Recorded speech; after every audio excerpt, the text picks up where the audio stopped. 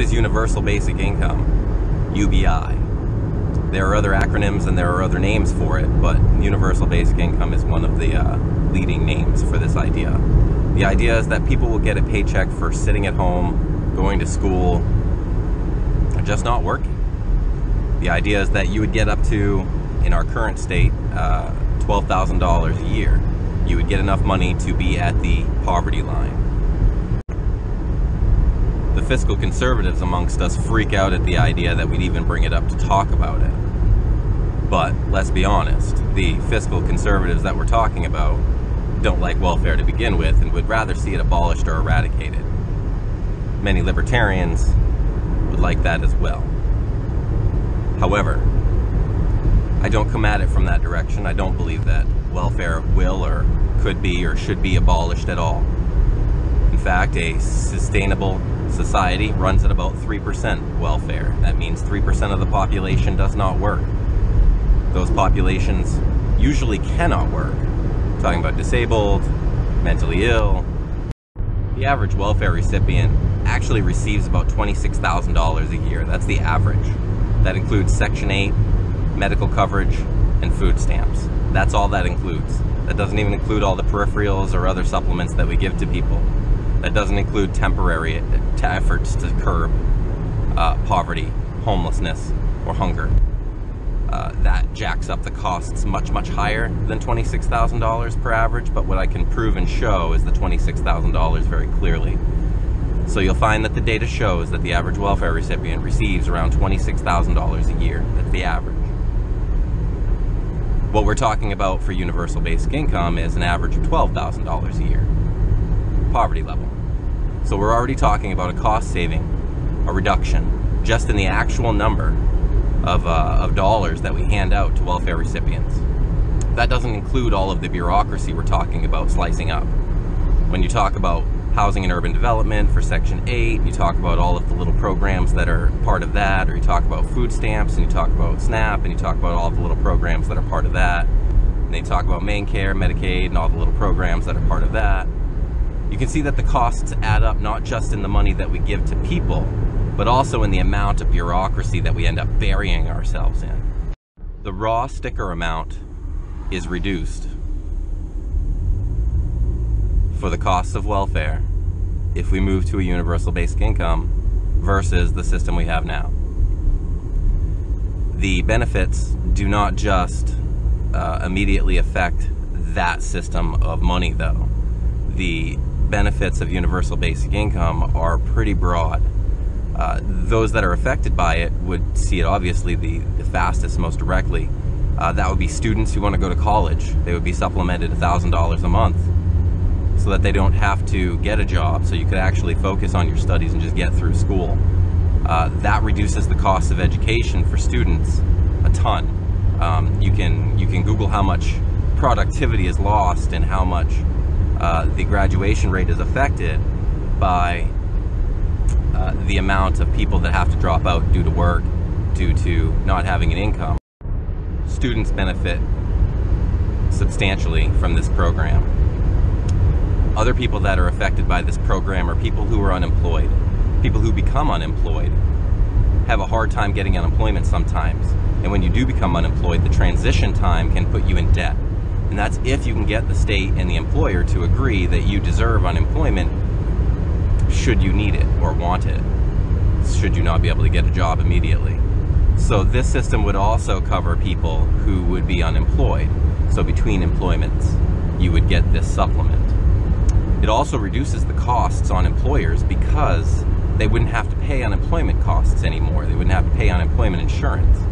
And if somebody did want a supplemental unemployment insurance, the actual employee could purchase such a thing. That way, if you don't think $1,000 a month is very high and enough to pay your bills, which it frankly isn't for most Americans, and that's the idea.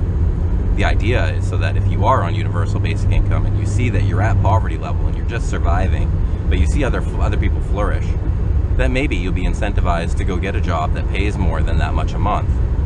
And then you won't need the universal basic income and you will be yourself in the actual middle class. Something that we're currently lacking. So students benefit, the unemployed benefit, employers benefit. Also society benefits in a lot of other ways. The amount of corporate welfare that welfare subsidizes is insane, and most people don't realize that rents in the city are so high because the state pays for Section 8.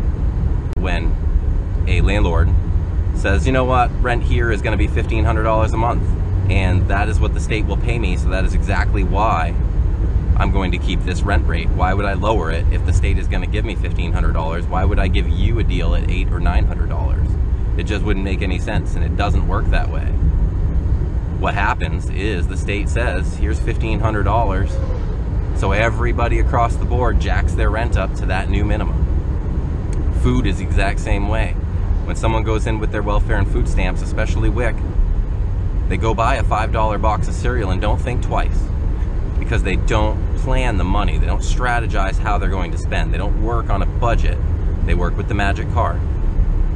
We're desensitized when we receive these subsidies, and we're desensitized as a society because we think that the supplemental costs of helping out the poor are actually helping the poor, when in fact they're really just helping the corporations, and they're helping the landlords, and they're helping the mega money people in society retain all the money they have.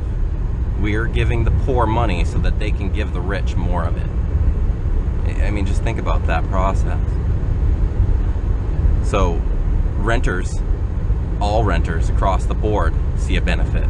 All people who purchase food in a store will see the benefit of having the economies lowered around those products and services.